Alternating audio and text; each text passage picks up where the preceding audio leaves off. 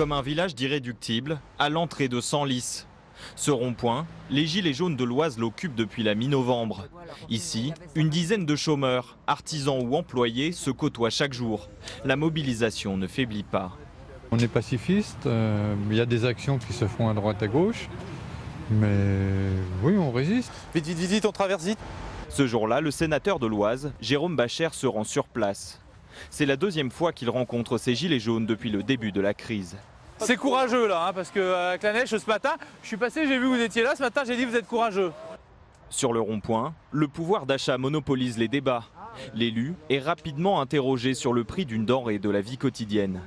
Vous êtes en train de dire le pot de Nutella, il prend 10%. Et combien il vaut? Le pot de Nutella, 3,50 aujourd'hui.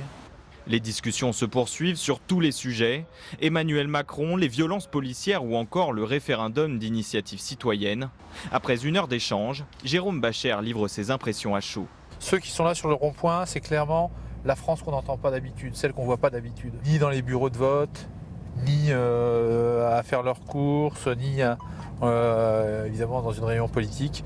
Donc c'est des gens qui veulent être entendus. Le sénateur enchaîne sur un rendez-vous avec d'autres gilets jaunes.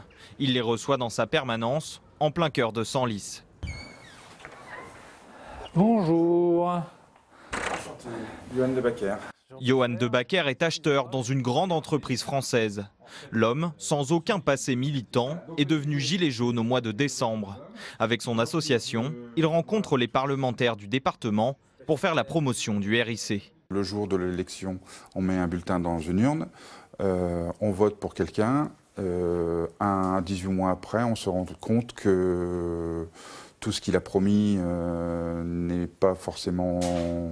n'a pas été respecté. Malheureusement, on va être obligé d'encore attendre 3 ans ou 3 ans et demi pour repasser sur une élection. Donc attendre, on en a marre. De son côté, Jérôme Bacher ne croit pas à la mesure. Il redoute surtout des dérives. Beaucoup ont cette tentation de « ah, il se passe un truc, on légifère ».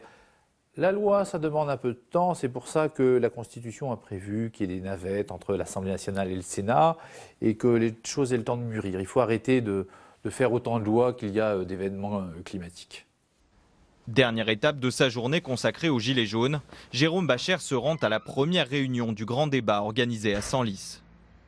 Dans cette maison de loisirs, 4 ateliers au programme sur les grands thèmes proposés par le président. Ici, l'atelier fiscalité et dépenses publiques.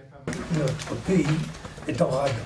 On est toujours en perte de vitesse dans nos finances. Dans une autre salle, la maire de Senlis modère un débat sur l'organisation de l'État. Souvent, soit on parle des bouts de trottoir et des problèmes de la vitesse dans les rues, soit on parle d'un projet particulier, mais on ne se réunit pas pour parler de la démocratie en fait. Jérôme Bacher a lui préféré ne pas prendre la parole. Comme de nombreux sénateurs, il n'a pas apprécié la remise en question de la Chambre haute dans la lettre du président. C'est donc en simple citoyen qu'il s'est rendu au grand débat ce soir-là.